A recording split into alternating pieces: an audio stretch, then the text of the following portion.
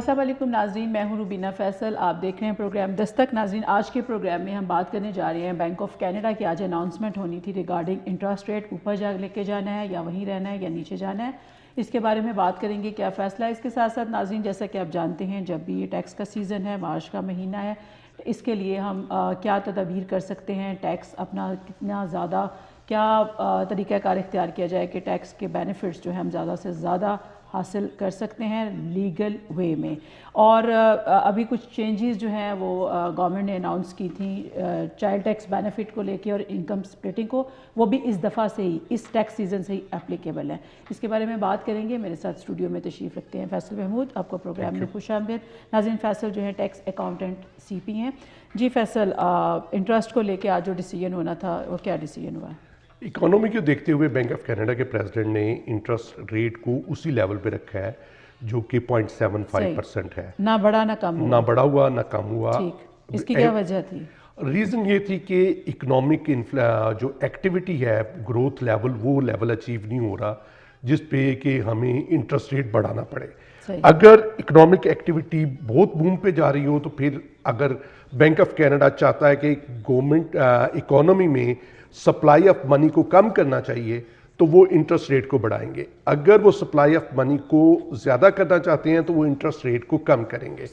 تو 23 big economist میں سے 15 کا یہ خیال تھا کہ یہ انچینج رہے گا، 8 کا یہ خیال تھا کہ شاید اس کو ڈیکریز کرے، کیونکہ اکنامک ایکٹیویٹی میں وہ تیزی نہیں آ پا رہی جو کہ جس کا گول ہے بینک آف کینیڈا۔ صحیح، آپ یہ کہہ رہے ہیں کہ اگر اکنامک ایکٹیویٹی میں کوئی تیزی ہوتی تو پھر انٹرسٹ ریٹ بڑھاتے؟ پھر انٹرسٹ ریٹ بڑھاتے۔ صحیح، تو اکنامک ایکٹیویٹی میں وہ اتنی تیزی نہیں آ رہی، صرف تیزی جو ہے ہماری ہاؤسنگ مارکیٹ میں آ رہی ہے۔ صحیح، آپ اس کی کیا وجہ سمجھتے ہیں اکنامک ایکٹیویٹی میں جو تیزی نہیں آ رہی؟ بیسکلی ہم لوگ ایکسپیکٹ کر رہے تھے کہ کینیڈین اکانومی گرو کرے گی 2% کے قریب، لیکن آل آف اے سڈن جو آئل پرائسز میں ڈکریز ہوئی ہے اس وجہ سے جو ہے اکنامک ایکٹیویٹی میں وہ تیزی نہیں آ رہی۔ لوگ ایک دم ورڈ ہو گئے ہیں کہ ہم دوبارہ سے جو ہے نیچے جا رہے ہیں۔ آئل پرائسز میں جو کمی ہے وہ تو ہم تو بڑے خوش ہوتے ہیں کہ جی بڑی اچھی بات ہے۔ جی، ہمارے لیے ایز اے صارف تو جو بہت اچھی بات ہے کہ ہم نے جب آئل خریدنا ہوتا ہے، گیس خریدنی ہوتی ہے، ہمیں کم پے کرنا پڑتا ہے، لیکن جو صارف کے ذہن میں خوف بیٹھا ہوا ہے کہ کینیڈا میں جو جاب کٹس ہو رہی ہیں آئل پروڈیوسنگ کمپنیز میں اور ریلیٹڈ کمپنی جو جن کا بزنس ان کے ساتھ ہے، وہاں پہ لوگوں کی جاب کٹس ہو رہی ہیں، تو اس وجہ سے ہر صارف یہ سمجھتا ہے کہ اگر میں اتنا کچھ یہ سیو کر رہا ہوں آئل کی پرائسز میں، یہ چیزیں جو ہے نا مجھے کہیں نہ کہیں پہ ہٹ کریں گی جا کے، اور لوگوں کی جو جابز کٹ ہو رہی ہیں، میری سیلری نہیں بڑھے گی، کیونکہ وہی بندہ سفر نہیں کرتا کہ جس کی جاب کٹ ہوتی ہے۔ دوسرے لوگ جو کہ جاب میں تو ہوتے ہیں اور ان کی یہ ایکسپیکٹیشن ہوتی ہے کہ اس کی سیلری انکریز ہوگی اس سال، تو وہ پھر اس کی انکریز بھی اتنی نہیں ہوتی یا انکریز کم ہوتی ہے، تو وہ جو یہ چیز صارف کے ذہن میں خوف پیدا کر دیتی ہے اور وہ منی جو ہے وہ صارف سیو کرنا شروع کر دیتا ہے۔ تو یہ اس وجہ سے جو ہے وہ اکانومی گروتھ جو ہے وہ اتنی لیول پہ نہیں ہو رہی۔ صحیح، تو یہ کیا وجہ ہے؟ جابس کیوں، آئل پرائس کا جاب کٹ ہونے سے کیا تعلق ہے؟ کیونکہ کینیڈین ویسٹرن سائڈ جو ہے بیسیکلی آئل کمپنیز ہے، وہ ان کی جو کاسٹ ہے ٹو پروڈیوس دیٹ آئل تاکہ مارکیٹ میں بیچ سکیں، وہ تقریباً $70 پر بیرل کے قریب آتی ہے۔ 70 سے کم، بہت کم کمپنی کی کاسٹ ہے۔ تو جب انٹرنیشنل مارکیٹ میں آئل پرائس جو ہے کہ جو پہلے 125 تک گئی، اب وہ تقریباً 50 کے اراؤنڈ باؤٹ ہے، تو جب وہ لوگ جو ہیں وہ پھر وہ آئل پروڈیوس نہیں کریں گے کیونکہ وہ لاس پہ کوئی بھی نہیں بیچنا چاہتا، تو پھر جو امپلائیز ان کے ہوتے ہیں ان کی چھانٹی ہو جاتی ہے، اور وہ صرف وہ امپلائیز رکھتے ہیں جو بہت ضروری ہیں، باقی جو پروڈکشن امپلائیز ہیں اور جو امپلائیز انہوں نے بعد میں رکھے ہوتے ہیں تاکہ وہ کمپنیز کو چلا سکیں، تو وہ ان لوگوں کی جو ہے ان جابس میں کٹ آ جاتے ہیں۔ صحیح، یعنی آپ یہ کہہ رہے ہیں، مطلب معاف کر دیجیے گا اگر میں 2 سمپل کویسچنس کروں لیکن سمجھنے کے لیے، کہ اگر پرائسز کم ہوتی ہیں تو اس میں آئل جو ہم $60 سپوز اسپینڈ کرتے تھے اب 40 کر رہے ہیں، تو وہ جو $20 ہم بچا رہے ہیں، آپ یہ کہہ رہے ہیں کہ لوگ اس کو سیو کر رہے ہیں، اسپینڈ نہیں کر رہے ہیں۔ ہاں جی، کیونکہ ان کو دوسری چیزوں کے اوپر اگر وہ اسپینڈ کریں، جیسے اگر میرے پاس زیادہ منی ہے تو میں کوئی بڑی گاڑی لینے جاؤں یا ڈیوریبل گڈس لوں یا میں جو ہے ویکیشنز پہ جاؤں. یہ چیز جو ہے صارف کے ذہن میں ابھی یہ خوف ہے کہ اکانومی کی فلی گروتھ نہیں ہے, اکانومی نیچے جا رہی ہے, تو میں یہ $20 جو ہے اپنی جیب میں رکھوں تاکہ مجھے کل میں جو ہے رینی ڈیز میں یہ کام آئے. تو اس وجہ سے اکانومی جو ہے فلی گروتھ نہیں کر رہی ہے. صحیح. اور یعنی کہ اس کی سپینڈنگ چونکہ کم ہے, سیونگ زیادہ ہے, اس لیے اکنامک میں جو اس کی اکانومی میں ایکٹیویٹی کم ہے, ایکٹیویٹی کم ہے, ملٹی پلائر افیکٹ جو ہے فلی فورس پہ نہیں ہے. اور وہ جو لوگوں کے ذہن میں اگر صرف یہ خوف آ جائے نا تو یہی جو ہے اکانومی کو ڈریگ ڈاؤن کرنے کے لیے کافی ہوتا ہے کہ کل کیا ہوگا. اگر کل کے بارے میں لوگوں میں ہوپ ہو کر نہیں کل اس سے زیادہ ہوگا تو وہی اکانومی کو ڈریگ اپ کرنے کے لیے کافی ہوتا ہے. تو اگر اس میں انٹرسٹ ریٹ اور کم کر دیتے تو چانسز تھے کہ لوگوں کی سپینڈنگ تھوڑی اور سپینڈ کرتے, یا یہ ہے کہ ڈیٹ ہی بڑھتا جائے گا لوگوں پہ؟ یہ بڑا اچھا کوشچن کیا آپ نے, کیونکہ ٹیکنیکلی ہم انٹرسٹ ریٹ کو کم کر سکتے تھے, لیکن جب آپ انٹرسٹ ریٹ کم کرتے کرتے ایک اس لیول پہ آ گئے کہ آلریڈی بہت نیچے ہیں, تو جب انٹرسٹ ریٹ کم ہوتا ہے تو لوگ بورنگ زیادہ کرتے ہیں. جب بورنگ زیادہ کرتے ہیں تو اسی وجہ سے ہماری ہاؤسنگ مارکیٹ میں, جس میں ہم ڈسکس کر رہے تھے کہ ہاؤس پرائسز بہت زیادہ بڑھ گئی ہوئی ہیں ان کنٹریز میں اور خاص طور پہ کچھ سرٹن ایریاز میں. تو یہ صرف اس لیے ہے کہ صارف کے پاس بورنگ منی ہے اور ہر کوئی گھر خریدنے کے لیے اگر ایک لے لیا تو وہ دوسری انویسٹمنٹ کے لیے جا رہا ہے, اگر کسی کے پاس وہ رینٹ کر رہا ہے تو وہ چاہتا ہے کہ میں اپنا گھر لے لوں. تو اس وجہ سے جو ہے ہاؤسنگ مارکیٹ میں پرائسز بہت زیادہ بڑھ گئی ہیں, جس کے بارے میں government of ministry of finance جو مطلب گورنمنٹ آف کینیڈا اور bank of Canada they are more word, کیونکہ ان کا یہ خیال ہے کہ لوگوں کی نے جو اتنی انکم پہ جو جتنا ان کی بورنگ ہونی چاہیے تھی اس سے بہت زیادہ انہوں نے بورنگ کر لی ہوئی ہے. تو اگر کہیں پہ کوئی برا وقت آتا ہے, جابس بہت زیادہ کٹ ہو جاتی ہیں, تو یہ بورنگ جو ہے ان لوگوں کو بینکرپسی کی طرف, یہ سارے بیڈ ڈیٹس ہو جائیں گے, بینکرپسی زیادہ ہونی شروع ہو جائیں گی, تو یہ اکانومی کے اوپر بڑا برا امپیکٹ آئے گا. صحیح. آپ سے باتوں کا سلسلہ جو ہے وہ جاری رکھیں گے. ناظرین ابھی وقت ہوا ایک بریک کا, چلتے ہیں بریک.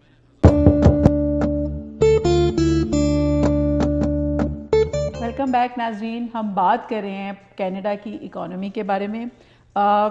فیصل, جیسے ہمیں پتہ ہے 2008 میں جب پوری دنیا میں ڈپریشن کا فیز تھا, سب اکانومیز تباہ و برباد کھڑی تھیں, تو کینیڈا جو تھا وہ سب سے پہلے اس میں سے جمپ مار کے باہر نکلا تھا. اب لوگ جو ہیں اور ہمارے جیسے لوگ یہ سمجھنا چاہ رہے ہیں کہ کیا اب کیا صورتحال بنی کہ یہ جو گروتھ ہے اکانومی میں یہ رکی پڑی ہے, اور اب دنیا کے دوسرے ممالک سے اگر میں آپ سے کہوں کہ کمپیریزن میں کینیڈا اب کدھر کھڑا ہے اکنامک گروتھ میں, تو آپ کیا بتائیں گے؟ کینیڈا کی پالیسی بڑی کنزرویٹو پالیسی رہی ہے فار اکانومی. یہ بہت اگریسو نہیں کھیلنا چاہتے, اور جہاں پہ مارکیٹ اگریسو ہوتی ہیں کینیڈین گورنمنٹ اور bank of Canada they bundle up and try to make the policy کہ یہ بہت زیادہ اگریسو ہے. جیسے ہم ہاؤسنگ مارکیٹ میں دیکھ رہے ہیں, امریکہ میں ہاؤسنگ مارکیٹ میں بہت زیادہ اگریسو تھے, تو اس 2008 میں انہوں نے سب سے زیادہ سفر کیا. اپارٹمنٹس 10,000 کے اور زیرو پہ بھی بکے, تو لیکن اور سٹیز کے سٹی جو ہیں وہ بینکرپٹ ہو گئے. اب جو سرٹن سچویشن ہے کہ اسی وجہ سے کینیڈا اس اکنامک ڈپریشن سے جلدی باہر بھی آیا, اور اب جو سچویشن ہے کینیڈین گروتھ کی ہم ایکسپیکٹ کر رہے تھے 2% پلس گروتھ کرے گا, لیکن جو فردر جو آئل کی پرائسز کم ہوئی ہیں اس وجہ سے جو آؤٹ لک ہے کینیڈا کی وہ 1.7% ہے. جو بڑی اکانومی ہے جو کہ امرجنگ مارکیٹس ہیں جن میں بہت زیادہ گروتھ ہے, اس میں چائنا کی ایکسپیکٹیشن 6.2% ہے, سب سے زیادہ ہے, انڈیا 5.8% ہے, اور کینیڈا اس معاملے میں تقریباً چوتھے پانچویں نمبر پہ ہے کہ یہ 1.7% پہ کھڑا ہے. تو یہ 1.7% پہ ہے. اچھا, چائنا اور انڈیا اس ٹائم سب سے اوپر ہے کیونکہ اکنامک گروتھ میں ان زیادہ ہے, پرسنٹیج وائز وہ زیادہ ہیں. ایک وجہ انڈیا کی تو یہ ہے کہ انڈیا کی اکانومی چھوٹی ہے, پاپولیشن زیادہ ہے, اور چائنا کی اکانومی بڑی ہے لیکن ان کی پاپولیشن بھی زیادہ ہے. لیکن گروتھ اس وجہ سے ہے اس میں کہ اگر وہ لوگ آلریڈی بہت نیچے لیول پہ کھڑے ہوئے تھے, تو اب اس وجہ سے ان کے پرسنٹیج وائز گروتھ کیونکہ اگر کوئی بندے 100 پہ کھڑا ہے اگر اس کے پاس $5 آتے ہیں 5% اس کی گروتھ ہو گئی. جو 1000 پہ کھڑا ہے اس کے پاس $5 آتے ہیں تو وہ 0.5% اس کی گروتھ کیلکولیٹ ہوتی ہے. یعنی وہ پہلے اتنے لو تھے کہ ان میں جو چینج ہے وہ ہمیں بڑی پرسنٹیج کی صورت میں بڑی پرسنٹیج کی صورت میں نظر آتی ہے. صحیح. تو لیکن جو کینیڈین اکانومی ہے, کینیڈین اکانومی باہر بھی آئل پرائس کی وجہ سے آئی تھی, اور اب جو ڈپ ڈاؤن کر رہی ہے وہ بھی آئل پرائسز کی وجہ سے زیادہ اس کے اوپر. اور نیچرل ریسورسز میں کینیڈا رچ کنٹری ہے, اور یہ جو ریسورسز کی قیمت اگر کم ہو جائے گی تو ان کی اکانومی جو ہے ہمیں لگے گی کہ وہ نیچے جا رہی ہے. صحیح. جو آئل پرائس کی امپورٹنس ہے کینیڈا کی اکانومی کے اوپر, وہ زیادہ ہے باقی ملکوں کی نسبت, امریکہ یا چائنا, انڈیا کو لے لیں. بڑی اکانومیز میں اگر دیکھا جائے کہ یہ جو ساری کی ساری بڑی اکانومیز ہے اس میں کینیڈا کی جو ہے ریلائنس آن نیچرل ریسورسز زیادہ ہے. کیونکہ کینیڈا میں ہم لوگ اگر اکانومی کو کریٹیکلی دیکھیں کہ ہم کیا کرتے تھے کہ نیچرل ریسورسز امریکہ بھجواتے ہیں, امریکہ ان کو بنا کے پھر ہمیں واپس بیچ دیتا ہے. صحیح. یعنی اس میں پروڈکشن, کیونکہ یہ نیچرل ریسورسز یوٹیلائز زیادہ نہیں ہوتے, پروڈکشن بہت کم ہوتی ہے کینیڈا میں as compare to America. America being the bigger economy, bigger player جو ہے وہ, اور یہ ایزی کام لگتا ہے کہ ہمیں ریسورسز نکالیں دوسرے کنٹری کو دے دیں, لیکن ان دا لانگ رن اس میں ہم لوز کرتے ہیں کیونکہ فنشڈ پروڈکٹس جو ہے اس کی پرائسز زیادہ ہوتی ہیں, فنش پرائسز میں مارجن زیادہ ہوتا ہے, اس میں گروتھ زیادہ ہوتی ہے as compare to natural resources کے. ان میں پرائسز اگر لکیلی زیادہ مل گئی تو مل گئی, ادروائز نو. تو اس کی کیا پتہ نہیں آپ اس کا جواب جانتے ہیں یا نہیں جانتے, کیا کیوں کینیڈا ایسے کرتا ہے, یہاں پہ کیوں نہیں پروڈکٹس کو؟ کہ ایک تو پاپولیشن کم ہے, ٹھیک ہے, دوسری یہ ہے کہ کچھ ویدر ہیزرڈز ہیں, ٹھیک ہے, جس کی وجہ سے پاپولیشن بہت زیادہ موو بھی نہیں ہوتی, اور تیسری یہ ہے کہ بہت زیادہ ایگریسو نہیں کھیلتے. کیونکہ جب آپ نے اس کو اکانومی کو ایز اے گرو اپ کرنا ہوتا ہے, you need aggressive policies, you need کہ کیونکہ ایک اور میں اس میں فردر آپ کو بتا دوں کہ اگر آپ برانڈز دیکھتے ہیں پوری دنیا میں آپ کو یو ایس برانڈز بہت زیادہ نظر آئیں گے, یورپین برانڈز نظر آئیں گے, نیسلے نظر آئے گا, آئی بی ایم نظر آئے گا, ونڈوز نظر آئے گا, ایپل نظر آئے گا. اگر ہم برانڈز میں جاتے ہیں کہ کینیڈین برانڈز ہمیں بڑی مشکل سے ڈھونڈنے میں ملتا ہے.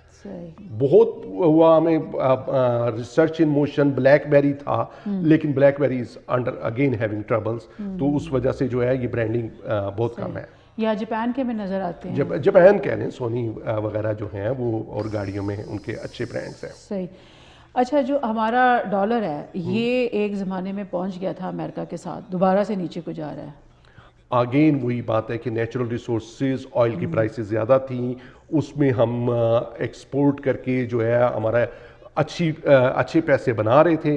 اب وہ ڈاؤن ہوئی ہیں آئل کی پرائسز, تو اس کے ساتھ ہمارا ڈالر نیچے آ گیا ہے.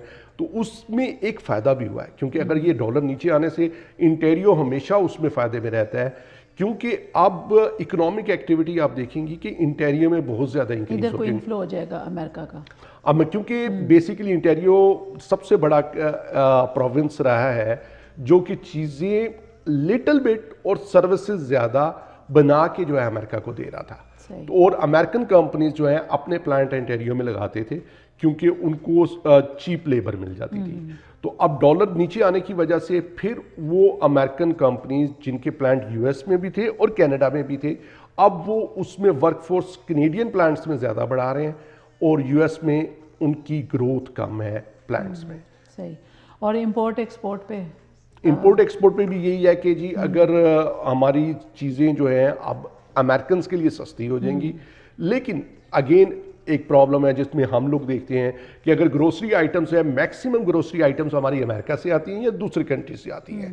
اس میں یہ ہے کہ ہماری چیزیں تو سستی ہو رہی ہیں, لیکن جو ہماری روزمرہ کی چیزیں ہیں جو ہم نے کنزیوم کرنی ہے, جس میں مطلب نیسیسری آئٹمز ہیں, وہ ہمیں مہنگی خریدنی پڑتی ہیں ڈالر کم ہونے کی وجہ سے, ڈالر کی پرائس اس میں. صحیح.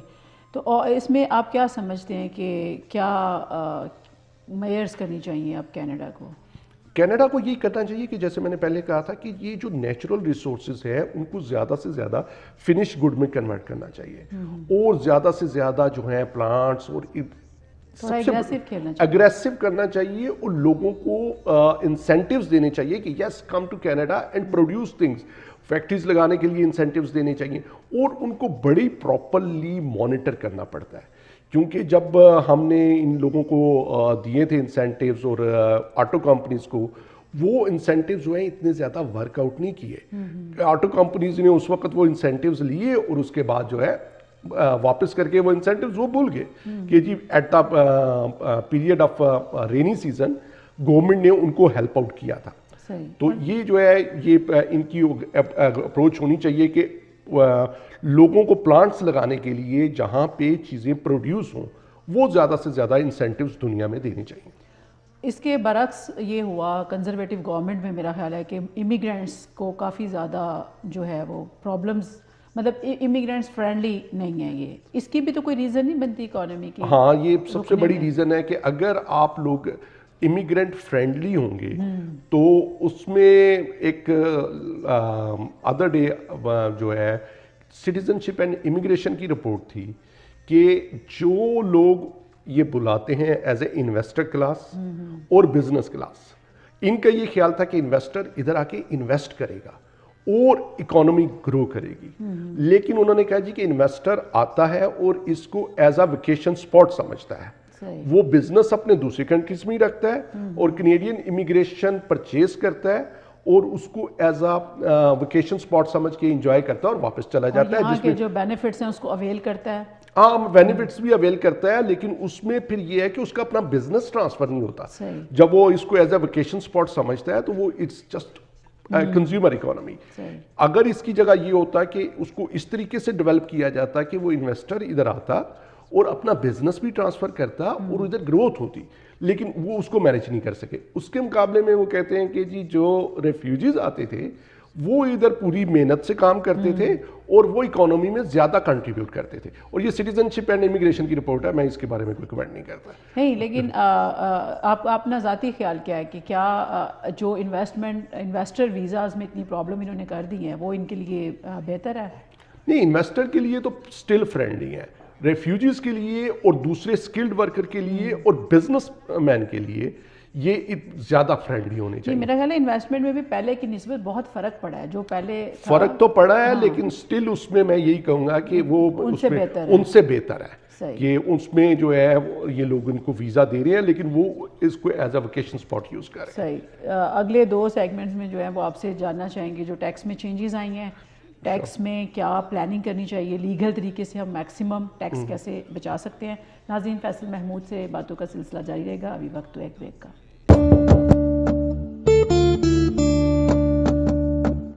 ویلکم بیک ناظرین. ہم بات کر رہے ہیں اب اس سیگمنٹ میں ہم بات کریں گے ٹیکس پہ. جی فیصل، اب یہ ٹیکس کے منتھس ہیں تو لوگوں نے جب ٹیکس پلاننگ کرنی ہوتی ہے تو جاننا چاہیں گے آپ سے کہ کیا کیا چیزیں مد نظر رکھنی چاہیے. سب سے پہلے تو میں سب لوگوں کو کہتا ہوں کہ ٹیکس کے لیے آپ کو پراپرلی پلان کرنا چاہیے. ٹیکس پلاننگ میں یہ ہے کہ آپ جو بھی پوزیشن لے سکتے ہیں کہ آپ سیلف امپلائڈ ہیں یا امپلائی ہیں تو ڈفرینٹ لوگوں کے لیے ڈفرینٹ رول اپلائی کرتے ہیں. اگر آپ امپلائی ہیں پھر آپ کے لیے جو ہے بہت کم ڈیڈکشنز اویلیبل ہیں، لیکن still there are deductions available جو کہ آپ کو ضرور لینی چاہیے. RRSP ہے جس میں کہ RRSP اگر کنٹریبیوشن تھی وہ مارچ 1 تک تھی. پھر اگر ڈونیشن آپ نے کی ہے، پھر اگر آپ نے کوئی ایجوکیشنل اسپینڈنگ کی ہے، اگر آپ کوئی بھی ایجوکیشنل اسپینڈنگ کتنی لمٹ تک اگر کتنی بھی کی ہے، جیسے $100 $200 $5,000، اگر آپ کے بچوں نے کوئی اسکول جاتے ہیں، یونیورسٹی وغیرہ جاتے ہیں، ان کے کریڈٹ آپ کی طرف ٹرانسفر ہو سکتے ہیں. یہ تو صرف امپلائیز لوگوں کے لیے ہے. سیلف امپلائڈ کے لیے یہ ہے کہ آپ میکسیمم جو ایکٹیویٹیز ہیں، جیسے آپ گاڑی چلاتے ہیں اس پہ اپنے کام کے لیے وہ رائٹ آف کر سکتے ہیں. اس کی گیس انشورنس، اس کے رجسٹریشن فی، وہ ساری چیزیں آپ اپنی رائٹ آف کر سکتے ہیں. اس میں سوال یہ پیدا ہوتا ہے کہ کون بندہ اپنے آپ کو سیلف امپلائڈ ڈکلیئر کر سکتا ہے اور کون امپلائی ڈکلیئر کر سکتا ہے. اس میں گورنمنٹ آف کینیڈا نے اور ریونیو کینیڈا نے 4 میجر اصول دیے ہوئے ہیں. ہر وہ بندہ جو کہ اپنے کام کو خود مینیج کرتا ہے، چاہے وہ کسی کمپنی کے لیے کام کرتا ہے لیکن اس کا انڈیپینڈنٹ ورک ہے، وہ اپنے آپ کو سیلف امپلائڈ کر سکتا ہے. 4 جو بیسک جو رول سوری کانٹریکٹ پہ ہوتے ہیں, جو کنٹریکٹ پہ ہوتے ہیں, ٹھیک ہے, 4 بیسک رول ہیں. اس میں یہ ہے کہ اگر میں کسی کمپنی کے لیے کام کر رہا ہوں, میں اپنے جو گھنٹے ہیں خود میجر کرتا ہوں. یعنی ان گھنٹوں کا مطلب یہ ہے کہ میں جب چاہوں کام کروں, جب چاہوں بند کر دوں, لیکن ایک سرٹن ٹائم پیریڈ ہے جس میں میں نے وہ کام کمپلیٹ کر کے کمپنی کو دینا ہے, اور ان کی ایک سرٹن ریکوائرمنٹ ہے. اگر میں خود ڈٹرمن کرتا ہوں, میں سیلف امپلائڈ ہوں. اگر کمپنی ڈٹرمن کرتی ہے نہیں آپ نے 4 بجے آنا ہے, 5 بجے جانا ہے, یا 8 سے 4 کرنی ہے, 9 to 5 کرنی ہے, یا 6 سے 3 کرنی ہے, دین آئی ایم امپلائی. دوسرا یہ ہے کہ اگر میری جو جاب کا میری جو پے ہے وہ میرے کام سے پرپورشنیٹ ہے, یعنی اگر میں x number of hours work کروں گا تو مجھے اتنے پیسے ملیں گے, اگر میں زیادہ آورس کروں گا تو مجھے زیادہ پیسے ملیں گے, تو میں سیلف امپلائڈ ہوں. تیسری جو ہے کہ میں جو پروجیکٹ ہے اس کے اوپر اپنی جگہ کسی اور کو بھیج سکتا ہوں. یعنی اگر میں اویلیبل نہیں ہوں, کمپنی کہتی ہے نہیں مجھے کام چاہیے, تو میں کہتا ہوں کہ میں اپنے جیسا ایک بندہ, جو چاہے میرا دوست ہو, چاہے میرا فرینڈ ریلیٹیو ہو, لیکن وہ وہی کام کر سکتا ہے, تو کمپنی اس کے ساتھ ہے, تو میں سیلف امپلائڈ ہوں. اور لاسٹ بٹ ناٹ لیسٹ کہ رسک ہے کہ اگر میں جو کام کرتا ہوں اگر وہ کام اس طرح کے سے پورا نہیں ہوتا تو میری رسپانسبلٹی ہے, اور میں اس کمپنی کو جواب دہ ہوں, اور وہ میرا لاس ہوگا, تو میں سیلف امپلائڈ ہوں. ادروائز جو ہے میں ان سارے کیسز میں امپلائی ہوں. اگر امپلائی ہوں میں تو سارا رسک امپلائر کا ہے, لیکن ٹیکس ٹریٹمنٹ میں مجھے بہت برا ٹریٹ کیا جاتا ہے. میں یہ سارے خرچے جو میں نے پہلے بتائے ہیں, انشورنس کے, گاڑی کے, گیس کے, وہ میں نہیں رائٹ آف کر سکتا. صحیح صحیح.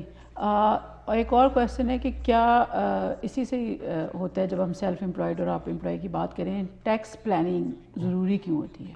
ٹیکس پلاننگ اس لیے ضروری ہے کہ اگر آپ ٹائم پہ پلان نہ کریں تو پھر آپ جو ہیں وہ بہت ساری ڈیڈکشنز ایسی اویلیبل ہوتی ہیں جو آپ نہیں نکال سکتے. میننگ آپ کی جو RRSP ہے اس کی ایک سرٹن لیمٹ ہوتی ہے.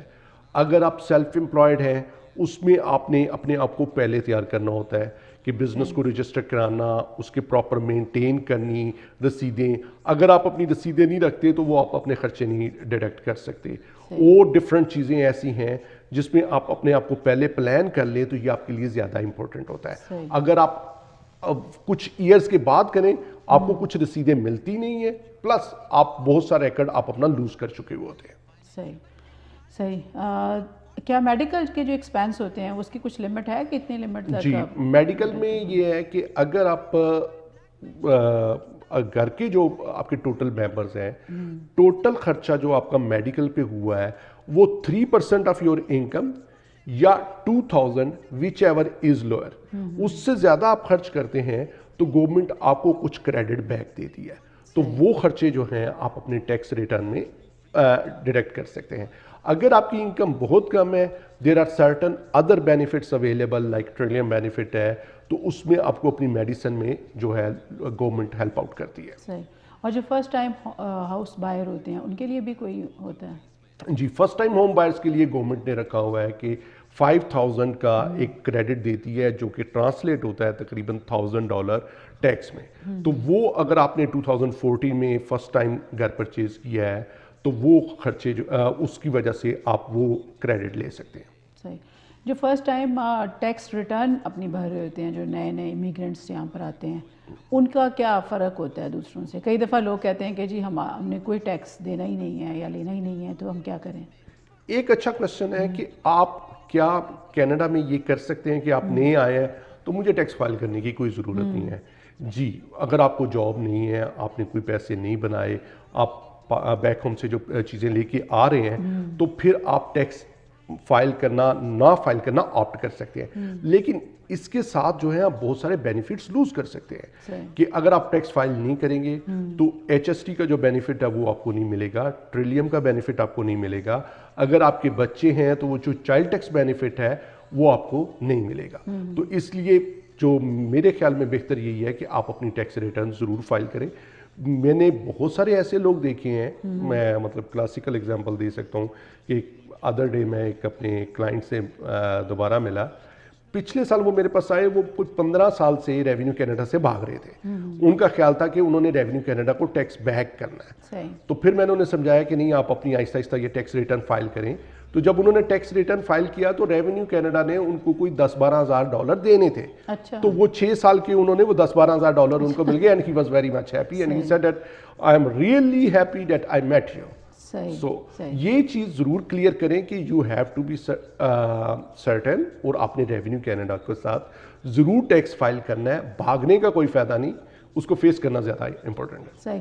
لیکن ریونیو کینیڈا جو ہے وہ اتنا لینینٹ کیوں ہوتا ہے, وہ پنشمنٹ کیوں نہیں کرتے جو لوگ ٹیکس فائل نہیں کرتے؟ ظاہر ہے وہ سسٹم سے تو تھوڑا سا ڈیویٹ ہی لوگ کر رہے ہوتے ہیں نا. بیسکلی یہ ہے کہ ریونیو کینیڈا اتنا زیادہ ایگریسو نہیں ہے ایز امریکہ میں, کہ امریکہ میں آپ ٹیکس نہ فائل کریں تو وہ آپ کو جیل میں بھجوا سکتے ہیں.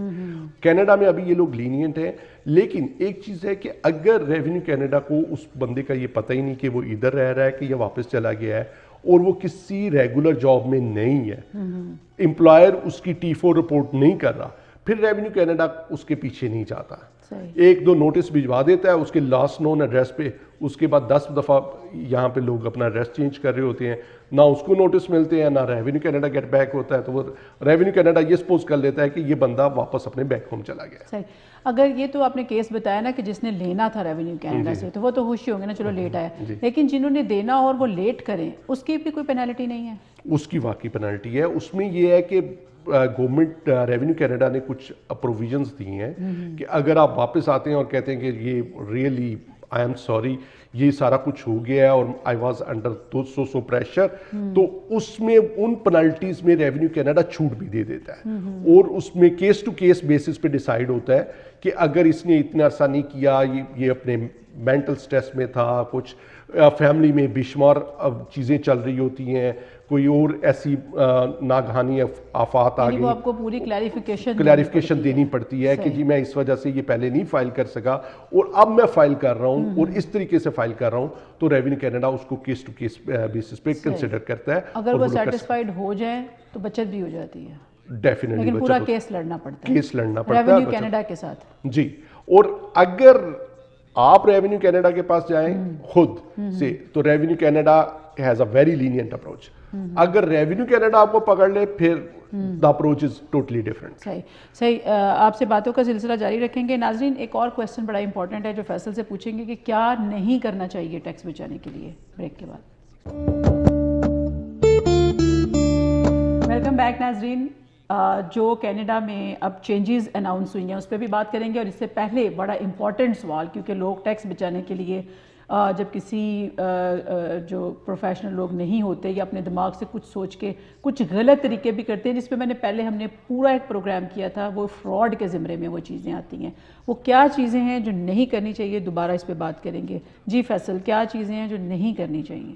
بہت سے ایسے طریقے کار ہیں جس میں لوگ اپنے دماغ سے یہ کرتے ہیں کہ ڈونیشن زیادہ لکھ دی, سیلف امپلائڈ رسید زیادہ, کئی دفعہ ہم کر چکے ہیں, اور بڑی مشروم کمپنیز ڈیولپ ہو گئی تھیں جو کہ یہ سارا ارینجمنٹ کرتی تھیں, اور پھر آہستہ آہستہ یہ میں چاہوں گی کہ اب تھوڑا سا دوبارہ ڈیٹیل میں ذرا بتائیں کہ کیسے کرتے ہیں. وہ یہ ہوتا تھا کہ لوگ کہتے تھے کہ جی ایک کمپنی کو آپ ڈونیٹ کریں $1,000, اور ایک کمپنی آپ کو اس $1,000 کے بدلے میں, کیونکہ آپ بڑے اچھے آدمی ہیں, آپ نے $1,000 ڈونیٹ کیا ہے, تو وہ آپ کو کوئی ایسی چیز دیتی ہے, بکس دیتی ہے یا سافٹ ویئر دیتی ہے جس کی ویلیو بی کمپنی کے لیے $6,000 ہے.